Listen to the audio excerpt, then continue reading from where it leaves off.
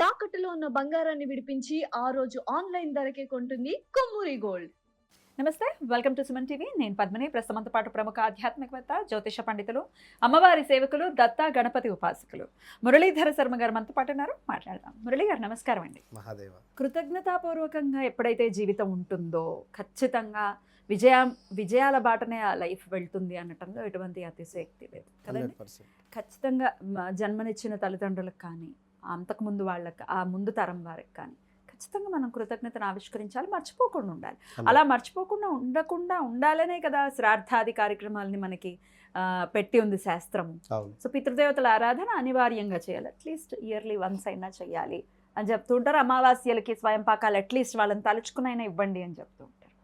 పితృదేవతల అనుగ్రహం పొందటం అనేది ఎంత అవసరం ఖచ్చితంగా. అందున ఇటువంటి కలియుగంలో ఇన్ని కష్టాలు పడుతున్నటువంటి ఈ సమయంలో పితృదేవతల అనుగ్రహాన్ని ఎలా పొందాలి? తప్పకుండా అమ్మ. మొన్న నేను ఒకరింటికి వెళ్ళడం జరిగింది.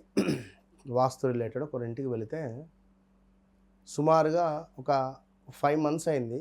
వాళ్ళ భర్త చనిపోయి డే బై డే పూలదండ వేస్తున్నారు.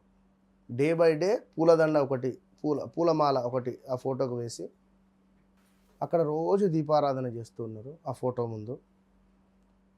ఇగో ఈ టయానికి కాఫీ తాగేది మా ఆయన, ఈ టయానికి టిఫిన్ చేసేది అని జ్ఞాపకం తెచ్చుకుంటూ రోజు పొద్దున్న టీ పెడుతున్నారు.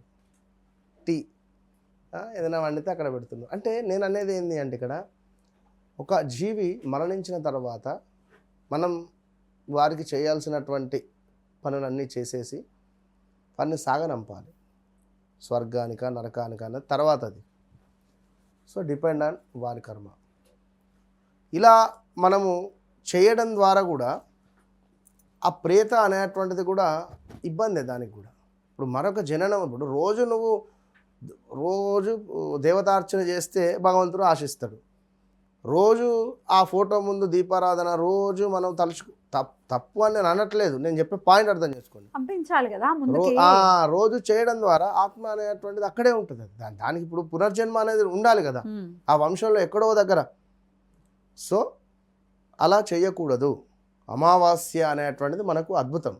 లేదా నెల చేసేటువంటి అంటే 1 year లోపు ఆ నెల చేసేటువంటి మాసికాలు ఏవైతే ఉన్నాయో అవి చేసుకుంటూ సంవత్సరానికి ఒకసారి తిథి ప్రకారంగా చేయాలి.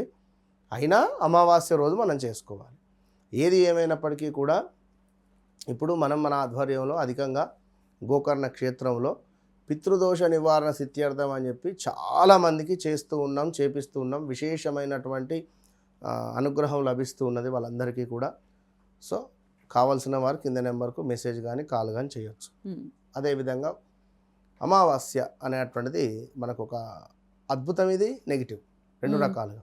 అయితే ఈ అమావాస్య రోజు నాడు పితృదేవతలకు సంబంధించినటువంటి అనుగ్రహాన్ని పొందాలి అని అనుకునేటువంటి వారు అమావాస్య రోజు తెల్ల ఆవాలు, ఒక పిడక, ఆవు పిడక, అదేవిధంగా కొంతమేర నల్ల నువ్వులు తెల్ల ఆవాలను కలిపి పక్కన పెట్టుకొని ఆవు పిడక, చక్కగా ఆవు పిడకను ఒక మట్టి పాత్రలో వేసి దానిని కర్పూరంతో వెలిగించిన తర్వాత అందులో రాగి పుల్లలను ఒక 4 విడిచి అందులో వేసేసి చక్కగా, లేదా సమిద రావి చెట్టుకు సంబంధించింది అందులో వేసి చక్కగా కూడా ముట్టించిన తర్వాత అదొక జ్వాల అయిన తర్వాత ఆ నిప్పు కణికలలో ఈ తెల్ల ఆవాలను అదేవిధంగా నల్ల నువ్వులను కలిపినటువంటి దాన్ని వేయాలి.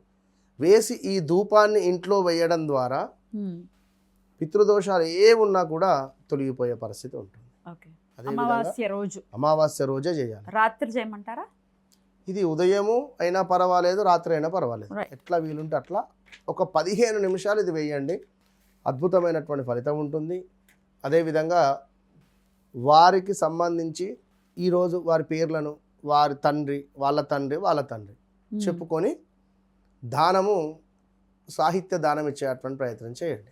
ఇది మంచి ఫలితాన్ని తెస్తుంది. రైట్.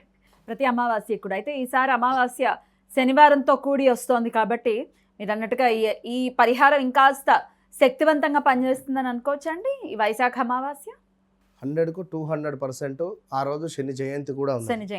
కనుక ఎవరైతే చేస్తారో ఇది చిన్నదే, కానీ విశేషమైనటువంటి ఫలితం కనబడుతుంది. రైట్.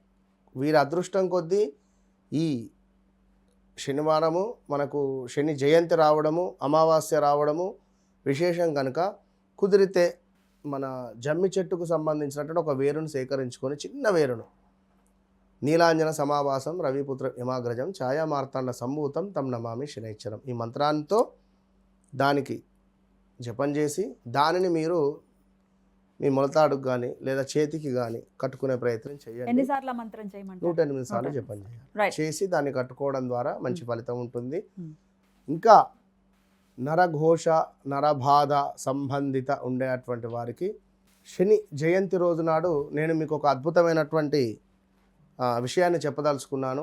గంధము, అదేవిధంగా మనకు కుంకుమ పువ్వు, కర్పూరము, అదేవిధంగా మనకు జవ్వాదు అంటారు, జవ్వాదు, దీనికి తోడు కొంత అగరు అంటే పచౌలి అంటారు, అగరు, అదేవిధంగా కొంత కస్తూరి, దీనికి తోడు పచ్చకర్పూరము, సుగంధమైనటువంటి ద్రవ్యాలతో మనం ఓనుగా ఒక అద్భుతమైనటువంటి మంత్రాన్ని జపం చేస్తూ తయారు చేసినటువంటి ఈ యొక్క అరగజ, ఒరిజినల్ అరగజ ఇది.